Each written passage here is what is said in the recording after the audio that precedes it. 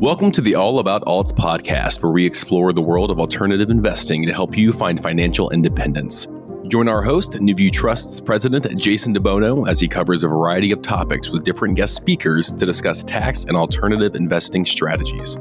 It is never too late to start taking control of your financial future, and we are so excited for you to be joining us for this opportunity to hear from some of the best in the business.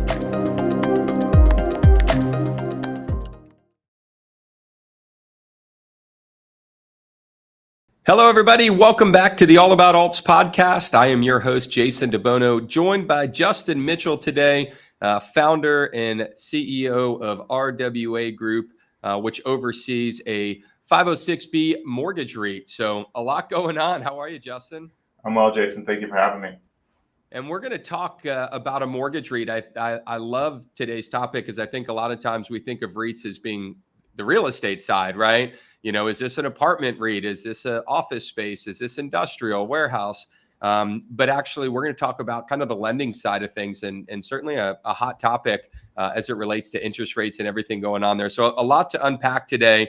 Before we do that, I want to talk just a little bit and maybe give our listeners a little bit of background. You know, Justin, I've gotten to know you and your background, and it's absolutely incredible. Right? You're started as an analyst at Countrywide.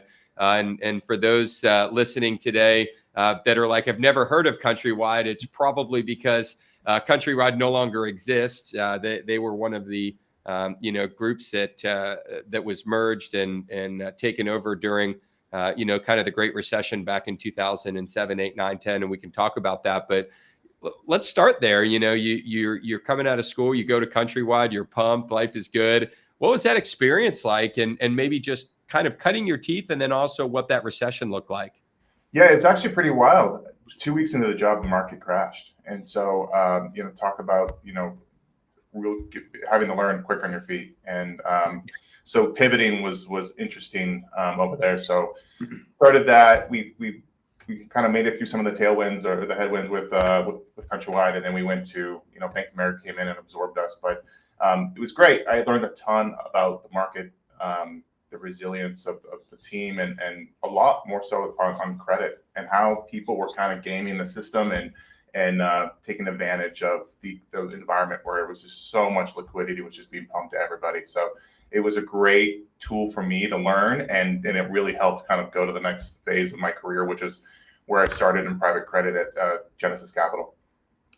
Well, you talk about adversity, right? I mean, I knew that you were part of Countrywide and went through that. I didn't know it was 2 weeks in. Yeah. The dust hasn't even settled. The ink on your name tag wasn't fully dry. Yeah, it was interesting to see it from a bustling place at the corporate headquarters to just a ghost town within weeks. It was really fascinating, but very quick moving pace just because of the environment of activity. The bank at that time was just facing so many repurchase demands from all these investors who had purchased mortgage-backed securities. And it was our job at that time to now defend the bank from these repurchases. And if you can imagine, I mean, it wasn't just, hundreds, it was hundreds of thousands at a time. And the team grew from about 20 people to 7,000 over the course of 4 years. So it was a really big division of the company at the time. And it was interesting. It was very wild. But I think I want to say about a year ago, they just finalized their last litigation with I think an investor with Ambec, and that's the books. So it's incredible. 12 years later. So interesting times for sure. Well, there was a lot to learn, through 2007, and I think if maybe speaking a little bit for you, while you probably knowing what you know now may have. May actually have gone back and done the same thing, because that experience and kind of seeing things unravel and how they got there. I'm a big believer when I do real estate deals or investment deals. It's like, tell me about your worst deal. Tell me when everything went wrong, because, I won't say it's easy when things are going right. Investing is hard. Managing people's money is hard. So I admire people that do it. But I have a little special admiration for the ones that have been through tough times and, came out of that. So what did you learn through that, in 2008, 9, 10, and then we'll kind of talk a little bit about, as you moved on in your career and where you've gone. I really was really into the credit side of the business, and it's fascinating to see the psychological the clients that were taking advantage of these banks that were just getting loans. I mean, I saw loans that were made to people in prison. I saw, all the things you can imagine, that it was such easy credit at the time. And you can see how clients kind of twist and turn just to get that credit, pull that credit lever. And honestly, how surprising it was that all these big institutions were just so asleep at the wheel when it comes to underwriting. And that's something that really kind of holds true and fast, that look out for these little things that, don't just be asleep at the wheel, right? And so many people did, just because they thought the market was just going to rip. And I think that's more than anything that I took back from that. So Yeah, what an amazing time. I'm sure you've seen The Big Short, for those listening, yeah, that haven't. I can't recommend that enough. It's a great movie. I'm here in Orlando, and the movie was predominantly filmed here. And it was just, I think for those of us that lived through it, and I started my career in 2005 after school, and so I was in a position. Now we're on the custody side, and so it's a little bit different for us. We didn't have all the pain per se. But you still saw it. I mean, we watched our clients go through it, and it was an amazing time. And so, you eventually left and ended up at Genesis Capital, employee number 5. This company grows and ends up getting acquired by Goldman Sachs, right? That's a whole nother story in and of itself, right? Talk to us a little bit about that. Yeah, it was really interesting. We started off as an auction house to sell for these banks, the foreclosures that came out of these troubled institutions, and so it was wildly successful. But what we saw was interesting was our clients who were buying on the platform really struggled to accumulate the amount of properties that they wanted to. So we had bigger institutions that were buying off the platform. I mean, we were selling hundreds, a day, thousands. And when we noticed that, we said, well, why don't we start, lending to these clients, right? These are great assets. They're buying them below replacement cost. And we can earn a great yield, and it's secured by a first trustee. And so we said, there's money out there from they call it hard money, where that institution doesn't look at the borrower, they just look at the asset. And we said, well, why don't we create something where we can look at both the asset and the borrower and create something more along the lines of private money?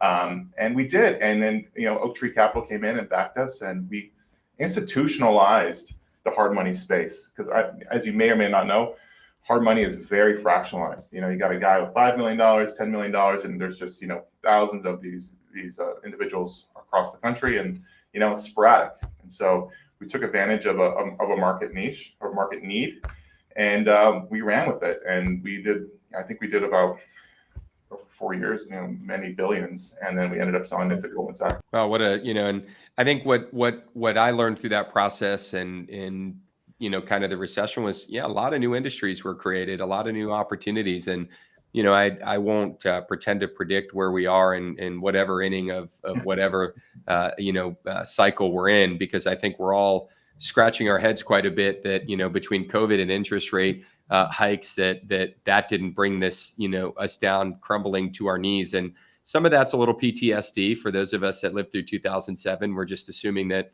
this is it. That's it. This is the time. And the economy's been incredibly resilient through that process. And I think one thing that, I've gotten to really kind of get a better insight in through some of the banks that I know well, and is that they're not suggesting that if things go bad, there can't be defaults, and they're not suggesting, but the underwriting process today is just so different than it was back in 2005 and 6. And, to your point, I mean, you got someone in prison with no income, getting a loan and buying whatever they want. Yet, today you're not buying a house with no money down. In most cases, you're not buying a house without good credit. You're not buying a house unless it's got some equity, 10, 20% down. So much different lending environment. Talk a little bit about that, because I think that maybe parlays a little bit into how you got into the REIT business. Yeah, completely different environment. The credit standards are much different than they were in 07, I mentioned very well.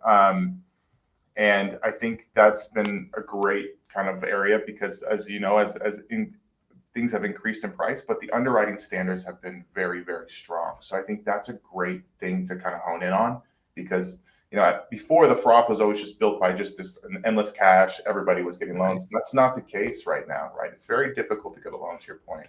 And I think that's an interesting kind of thing to bring into this discussion, because mortgage underwriting is an important part of keeping this kind of the foundation of the residential strong, right? And also the lack of supply, I think, is another thing as well.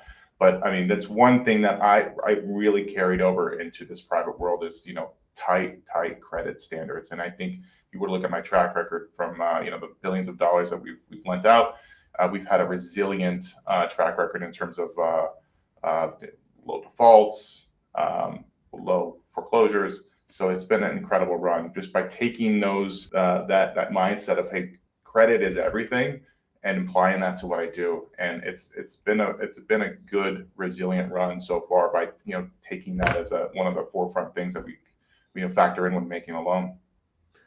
Well, and sometimes that experience, right? At the time in 2007, you're probably wondering, what the heck? Why am I going through this? I thought the world was going to be simple when I got out of school, and I was going to, join this big firm, and all of a sudden, the world changed. But it's given you, not only a philosophical understanding, but a real world understanding of what happens if. And I think in the credit world, the what happens if is, right, the question of the day. Let's talk a little bit about, the resiliency of the market as a whole. We saw interest rates, shoot through the roof, unprecedented, right? 400 or 500 basis point rise in, 22 months or something absurd, maybe even less. So through that process, I think everybody, right, whether it was the talking heads, the pundits, or just those of us that are, investors, were going, all right, that's got to be it. If the market didn't crash at 4%, it's going to crash at 5%. If it didn't crash at 5%, it's going to crash at 6%. If it didn't crash at 6%, it's going to crash at 7%. And you're like, well, what the hell? I mean, this is unbelievable. And I think people underestimate supply, and just how little of that is. What did you see through that? Maybe not even so much from a REIT standpoint. We can talk about that certainly, but just, through your eyes, what were you thinking as rates went up, and what did you kind of see or foresee would happen through that process? Yeah. So luckily during that time, my previous group I was with, we weren't writing many long duration loans. The beauty of our product is that it's so short in nature that it gives you the ability to kind of be nimble, kind of enter and exit points of the market. So we'll make a loan for 9 to 12 months. On average, those loans will pay off anywhere from maybe 5 to 7 months. So they're very quick in duration, which makes it great as an analyst watching the market. So we didn't have too much any volatility in the portfolio, but I saw it going much higher. I was honestly a contrarian, where I thought inflation is going to be much stickier, rates aren't coming down, and we prepped that way, and we did pretty well going through that time. Actually, much better than I think people realized. And I think we just knew where the market was going, that it wasn't going to stop at 4 or 5. But the lack of supply was really, in my opinion, the biggest factor, right? Because with no supply, people need homes, and especially where we're at, California, we're undersupplied. The whole country is undersupplied, so it's propping up values for sure. But I mean, consumer credit has been, somewhat pretty resilient. There's a lot of money in the system that has yet to be flushed out, and I think we're still kind of in that mid-level cycle where I think we got some time before it gets flushed out. But again, if you can just kind of stay true to your credit standards and understand that with there's some interest rate volatility. I still think there's room to go up with these interest rate hikes. People think it's coming down. I'm like, there's absolutely, I don't see it happening, just because where we're at, the economy's on paper it's pumping well, and why would they pull back rates if we're running too hot still? So it's interesting, but I take that view in mind, that I think residential at all the asset classes is going to do quite well until supply becomes like there's an imbalance, and I just don't see that happening for the period, right? COVID, lack of supply. COVID really pumped the brakes on bringing that supply to market. Interest rates, right? As you know, people stop building homes, people stop investing in homes, and so kind of see where the market went. So you have almost a period of 12 to 24 months where just production has really slowed down. And I don't know how we ever catch up to, where we need to be. I really don't, just given, it's tough to build in some of these municipalities. It's a lot of red tape, but some of these red states are a little bit better, but these blue states, man, you probably hear, but it's tough to get a home over the finish line, call it 36 to 48 months. It's a long time. So I think as long as the supply imbalance is there, it's going to keep this asset class resilient. And I think as long as the credit standards are there, we're going to be just fine, right? I think it's more so we're going to feel it more on the multifamily where there was some duration kind of, imbalance, right? Making long dated rates at 3-4% when those now need to be priced closer to 6 to maybe 7-8%. So, but those will slowly come off the books. There's a lot of money in the system from these private equities. This asset class has just ballooned since the GFC crisis. As you know, the Blackstones, the Brookfields, they've got so much money and they are looking to deploy it. So I think as this distress kind of rears its head, people are pruning that distress. It's not going to be like it used to be where it just, boom, we got blown up, unless a black swan event where I just don't see it happening with residential real estate. But, commercial is something to watch. It's been front and center. So, but again, you're seeing that slowly kind of prune out of the system versus just a black swan event. Well, I think, our thought process is very similar. I think, rates went up and then it's like, there's this assumption that, what goes up must come down. And, I think certainly you've got an election year. There's a lot going on there. You've got, pretty polarizing candidates in a lot of ways, pun intended, and on both sides of the aisle. And certainly the outcomes could or likely would be drastically different, depending on what that looks like. But if you look at the real estate market as a whole, I think your point about commercial and some of the multifamily, I mean, there's certainly some, potential cracks in the armor that could, be a little bit more important or material to the economy. But, barring a major issue with people's paychecks, people can still afford homes. And as much as we think they're expensive, they're only as expensive as the ability for someone to buy one is. And so, if you got low supply and you've got the ability for people to still get capital and for still to make investments, whether it be for primary residence or true investment, it is really hard to catch up. I saw an article, I don't know if you caught it in the Wall Street Journal, it was a couple months ago now, but I think it was the top 50 metros or markets in the US. And there was only 5, so less than or right at 10%, that had pre-pandemic inventory levels. Wow. So, we haven't even replaced the inventory that existed in 2019. We were only 5 places were above that line. And so, when you start to look at that and you talk about supply, I mean, you can add supply, and certainly there's builders that are, doing that, and there's starts and all of that. But if you look, we're still producing less starts in real estate than we did back in 2005. So we're not, and the population has only grown. So, certainly market, geographics of markets will have some variance, but I mean, I don't think either of us are prepared to say it will or won't happen in either direction. But I think it is pretty hard to look and go, some black swan event does have to happen to see a real catastrophic impact on the real estate market, which is great, right? And I think what we're seeing now, and I'd imagine, Justin, in your world, the thing that I love is, because real estate has slowed down. I mean, ask anybody in real estate, residential, it has slowed down. The number of loan applications has slowed. The number of purchases has slowed. That's not a bad thing. It means that the market goes back to normalized opportunities. And so, rather than this kind of feverish, growth where everything's selling, which I think is exciting, it's not a good, healthy market, and whether that's public equities, real estate. So what have you seen there, and maybe close out the first half with this one? Yeah, I think it's so fascinating. It's just, I'm a big believer in kind of feeling out the pulse of the market. And so what's made me so successful is going into these new markets that we lend in, right? Spending time with people, whether it's going to dinner and talking with people, just investors in the area, all walks of life.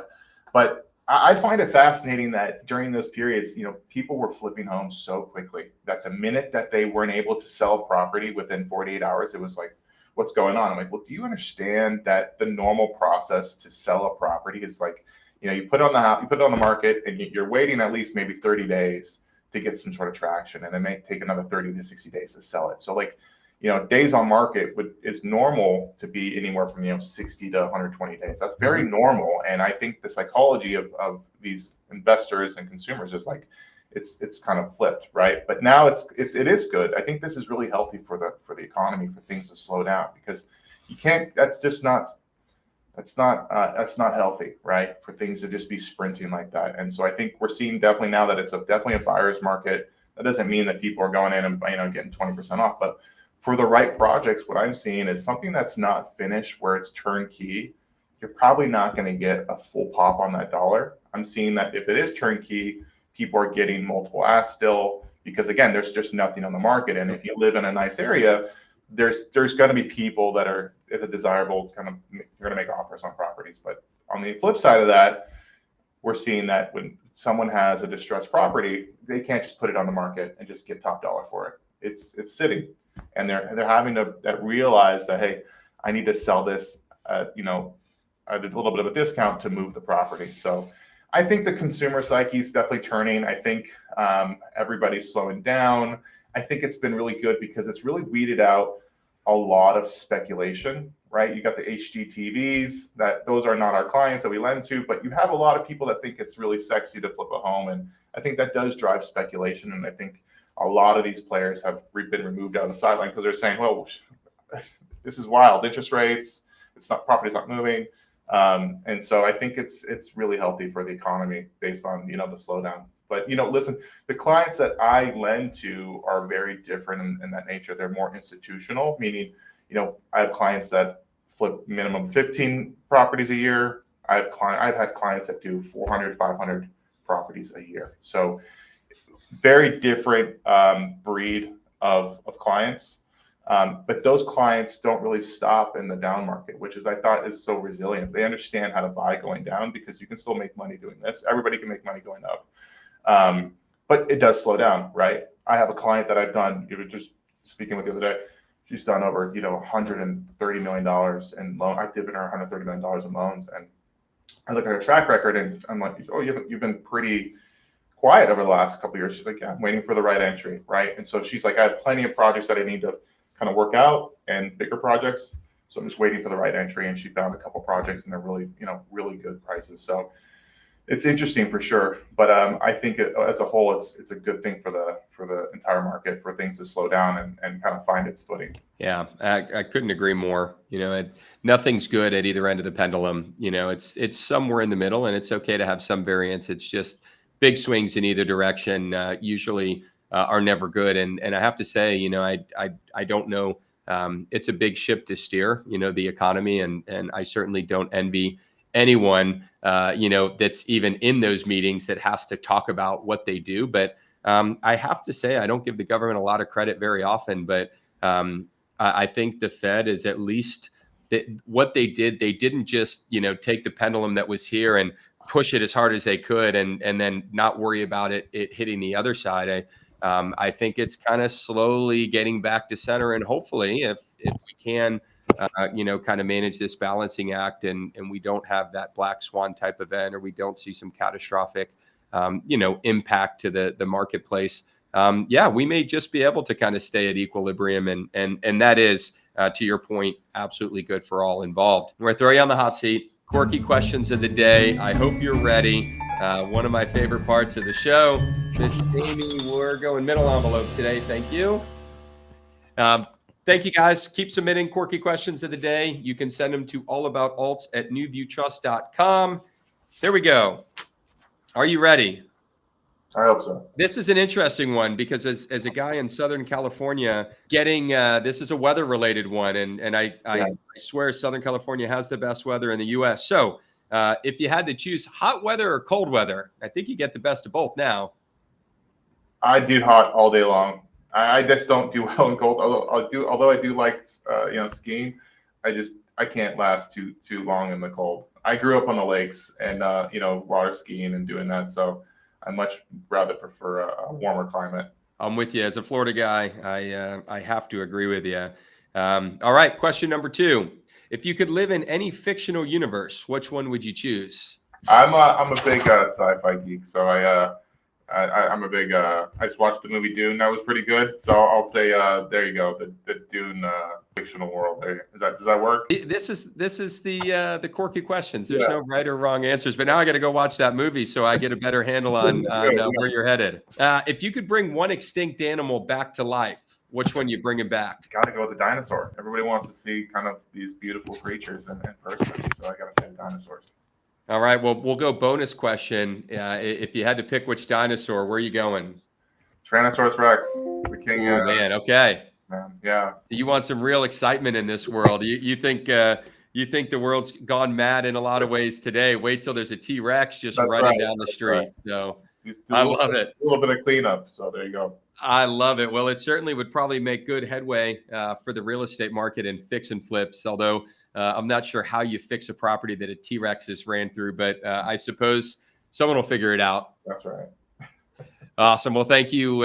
Thanks for hopping on the hot seat. We'll let you off and let's turn the tables a little bit. You know, we talked a lot about kind of how you got here in the economic scenarios that you've been through and even a little bit about where we are today. Let's talk about a mortgage REIT. You know, I think it's something that we've really never talked about. We talk about private lending. Most of our listeners know that's very near and dear to my heart. I've done a good handful of private loans. As a strategy and an investment, but I'm doing it in a small scale, right? You know, one here, one there. You're doing it in a large scale. Maybe just give us a quick primer. What is a mortgage REIT? At a high level, and why did you end up there? Yeah. So the mortgage REIT is essentially a taxable kind of strategy where it allows us to acquire and originate loans secured by these short duration, non-owner occupied, which is a very important thing, right? These are non-owner occupied properties, business purpose loans, right? That we make to LLCs and corporations, and we accumulate those and we put those into the REIT. And by putting those in the REIT, we produce what's called good REIT income, and that provides a taxable strategy to the investor, right? The QBI deduction, which is nice on income. So the reason for that, I'd say the origin for this was all my career, this has just been a predominantly dominated business by Wall Street, right? Wall Street just loves the space. It moves fast, the money turns, and it's a great way to park money in, almost like a high yield savings account for these guys. That's how pretty much a lot of these bigger institutions view this asset class. And it's secured by, first trust deed and some great properties. So with my previous shop, it was interesting because we worked with a lot of hedge funds and it was a deep pool of capital. And, when the market does this, these hedge funds go from being conservative to now they go risk on because they want to now acquire more distress, or they want to focus away from, they want to pivot their strategy. And that caused us to be, a lot of volatility in the business model. We performed exceptionally well, but we had to kind of bob and flow with what the Wall Street wanted. And I always thought to myself, I said, nobody's doing a REIT with this in this industry. It's so fractionalized, or it's dominated by Wall Street. There isn't anybody providing a REIT. And so one of my great, I think, mentors, and they manage some of my money, Mortgage Capital. They love alts and look and investing in through these alts. They just didn't have a product that was residential focused. And so I started saying, well, I'm an investor. I would love to be in this asset class, but in a REIT. A REIT, you get the diversification, right? Hundreds and thousands of assets accumulated into the REIT, all generating high yield, and you get a taxable, deduction at the end of the day. So I thought to myself, this is a great product that I would want, or my partners would want. Why we should bring this to market? And that was really the origin of it, is to really bring this and try to democratize it to the accredited investor versus you just having to go straight to a KKR or Blackstone when they're going to just put that money back into my fund, right? So I wanted to really go straight to the private wealth, the RIA community, and provide direct access, and they can have direct access to me, not just a talking head or an assistant where they can never get through to the manager, right? And so I feel like my track record and my past what better time to do it than now? And so we put the REIT out there. It's live, and now it's approved by Fidelity, Schwab, and Millennial Trust, and we're getting on board with you guys. So we're excited. Really, hopefully we can democratize this asset class. Well, you guys have certainly, you're not new to the game. I mean, I jotted down some numbers from our discussions, right? I mean, $7 billion of real estate transactions, $2.6 billion of loans originated, 4.5 thousand loans. This is not a small, mom and pops, let's figure it out. Is there a loan here? I mean, these loans are transpiring every single day, and in good markets, in bad markets, on upswings, on downswings. What are you seeing today? You've obviously got a tremendous amount of volume that you've placed. What's a little different today? Are you navigating that REIT differently? Absolutely. Always. I think, listen, my background as an analyst above everything has made me a great kind of steward of just credit.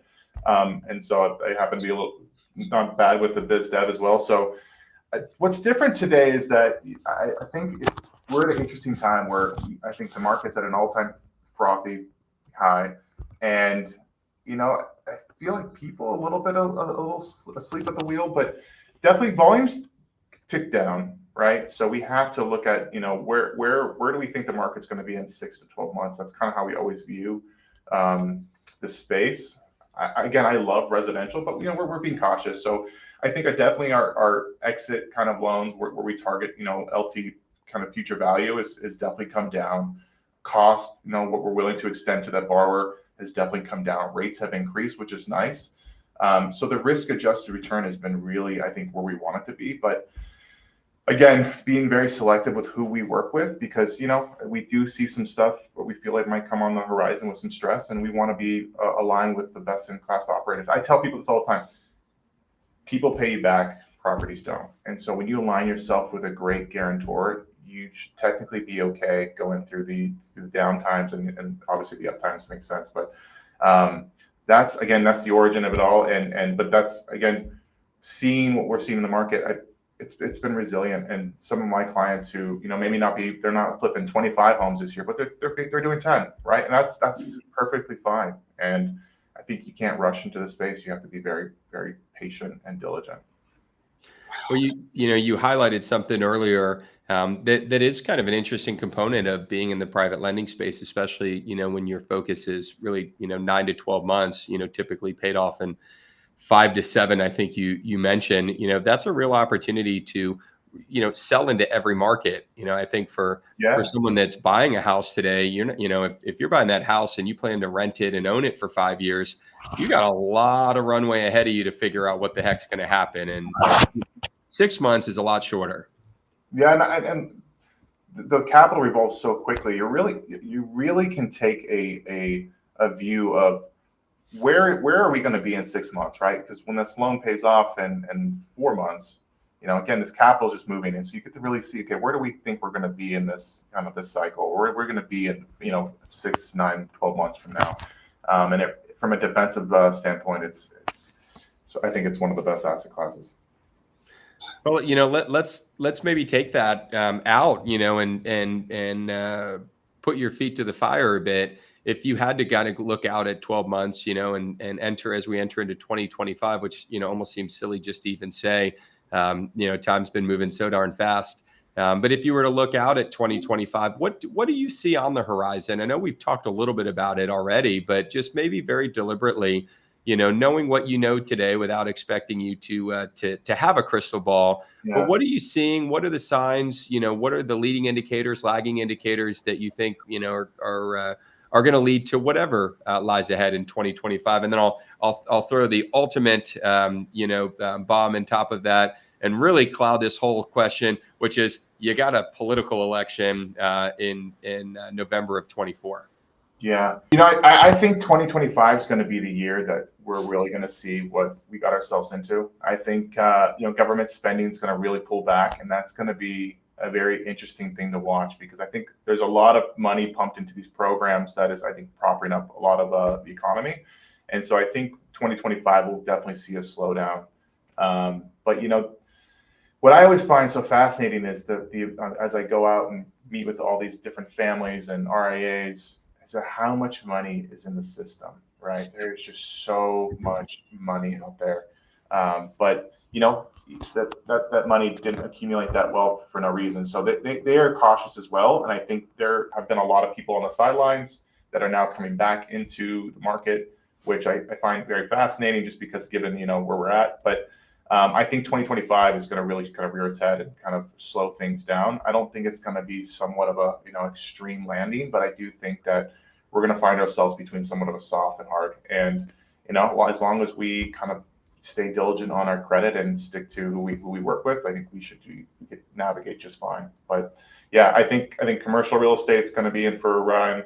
I think whoever is elected in the next term is going to have their work cut out for them for sure. Yeah, I certainly agree with that latter point. I don't envy that seat either. There's a lot going on, and yeah, I think I appreciate your perspective because I think it's certainly rooted in probably as an analyst a lot more information than most people's opinions, and it is a broad prediction, and really they should be. Anyone that tells you they know what's going to happen in a year, they're guessing, and eventually they'll be right. But I've been saying this for so long. Is that how much more can the market keep ripping? In terms of not just the general equities market, but real estate market. I have been just like, I don't even say anything anymore because I remember like I was yesterday with my CFO on his balcony talking about the market being in like 2017. I'm like, there's just no way it can't keep going.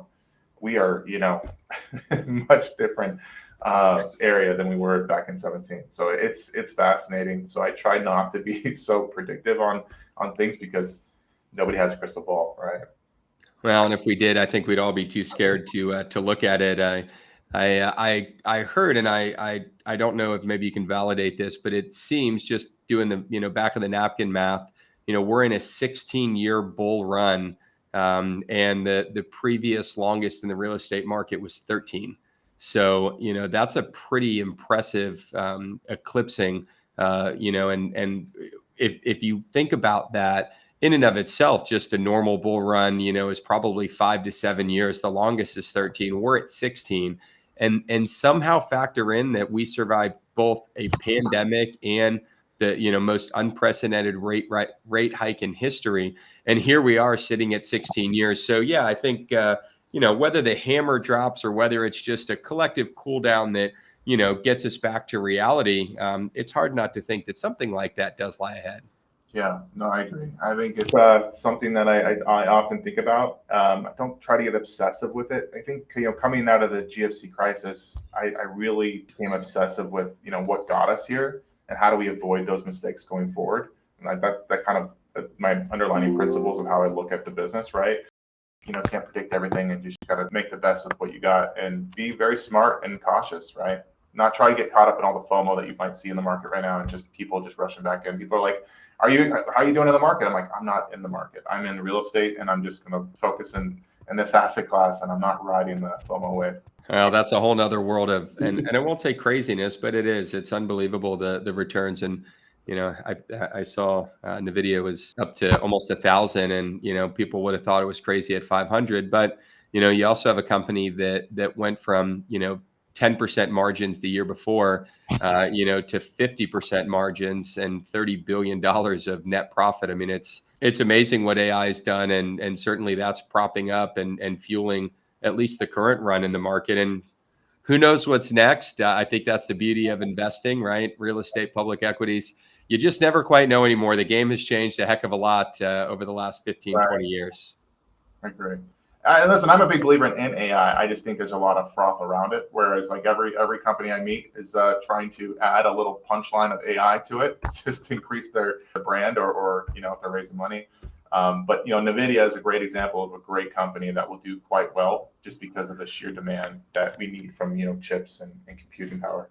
No, it's been amazing to watch. Well, Justin, I've absolutely enjoyed our discussion today. Thanks so much for being here. We will put all your contact info into the show notes so that if anyone wants to reach out, obviously, it doesn't take long to realize he's a wealth of knowledge. But I think what I love about he's accessible. So if you've got questions or comments or thoughts or just want to chat about the mortgage world and the private lending space and what a mortgage REIT is, give Justin a call and hammer that out. before I let you go completely, season 2 is all about finishing up the show with our last question, which is, what's keeping you up at night? I would say just what we just talked about, what's on the horizon, like where are we going to be in the next, 12, 24 months, as a steward of, money, of my money, my family's money, my in-laws, my parents, my friends and family. I want to be, rightly aligned. And I think this market ahead is looking very interesting. And so I think that really keeps me up. But if you were to ask my wife would say probably nothing because I sleep so well. But I think if you were to ask me, I think it's just the market, headwinds, just, where are we going to be in the next 12, 24 months? But I like what we're doing. I think it's not sexy, but it's preservation. And I always tell people I'm the Tony Gwynn of baseball. We get on base, we hit singles. So, and if you can kind of ride that ship and compound it, it's a great outlook for the foreseeable future. Love the Tony Gwynn reference. If you don't know Tony Gwynn's stats, go look them up. Every time I see one, I'm like, no way, it's unbelievable. What an amazing athlete and just statistical anomaly as it relates to baseball. So love wrapping the show up on that. Yep. Justin, thank you again. Great to have you here. Thanks for tuning in today. We've got an incredible slate in season 2. Coming up ahead. Please be sure to hit the like, share, and subscribe button. Also go to altscon.com.